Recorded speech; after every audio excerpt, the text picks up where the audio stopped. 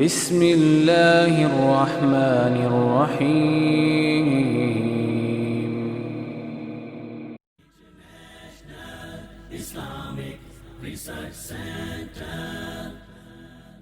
رب تعالیٰ نے فرمایا ان اللہ و ملائکتہ یصلون علی النبی یا ایھا الذین آمنوا صلوا علیہ وسلموا تسلیما. یقیناً اللہ تعالیٰ اور اس کے فرشتے نبی صلی اللہ علیہ وسلم پر رحمت بھیجتے ہیں. اے لوگو جو ایمان لائے ہو تم بھی ان پر درود و سلام بھیجو.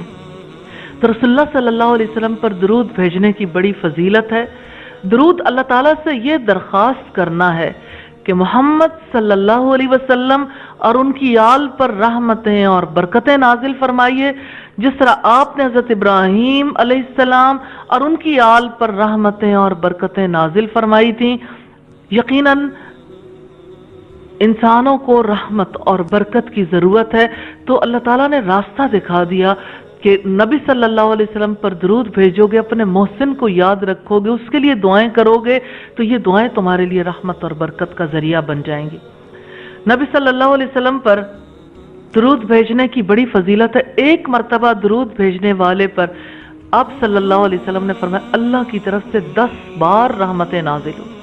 یعنی ایک بار کوئی درود بھیجے 10 بار اللہ کی رحمت احاطہ کرتی ہے. مسلم کی 912 نمبر روایت سے پتہ چلتا ہے.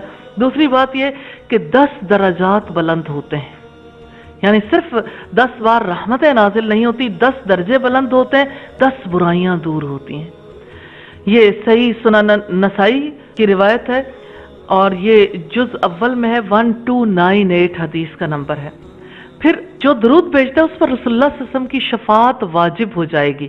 مسلم کی 849 نمبر روایت سے پتہ چلتا ہے رسول اللہ کے سامنے درود بھیجنے والے کا نام پیش کیا جاتا ہے. ہمیں یہ سلسلہ احادیث صحیحہ سے پتہ چلتا ہے، جز رابع سے 1530 نمبر روایت ہے. پانچویں بات یہ ہے کہ درود بھیجنا کسی کے جنت میں جانے کی دلیل ہے. یہ بہت بڑی خوشخبری ہے، کیونکہ جو انسان رسول اللہ صلی اللہ علیہ وسلم کے احسانات کو محسوس کرتا ہے وہ رسول اللہ کے لیے دعا کرتا ہے. پھر رسول اللہ صلی اللہ علیہ وسلم پر دعائیں کرنے کی وجہ سے، آپ پر درود بھیجنے کی وجہ سے رحمتیں بھی نازل ہوتی ہیں اور پھر انسان کے درجات بھی بلند ہوتے ہیں. 10 درجے بلند، 10 برائیاں معاف. جتنی بار درود بھیجے گا اتنی بار ملٹیپلیکیشن جاری رہے گی حتیٰ کہ وہ شخص جنت میں پہنچ جائے گا. یہ ابن ماجہ کی روایت ہے 908 نمبر پر کہ درود بھیجنا جنت جانے کی دلیل ہے. چھٹی بات یہ کہ قبولیت دعا کا باعث ہے سلسلہ احادیث صحیحہ کہ جز خامس میں یہ 2035 نمبر پر ہے. ساتویں بات یہ کہ تمام غموں اور گناہوں کی مغفرت کے لیے کافی ہے. ترمذی کی 1999 نمبر روایت سے پتہ چلتا ہے.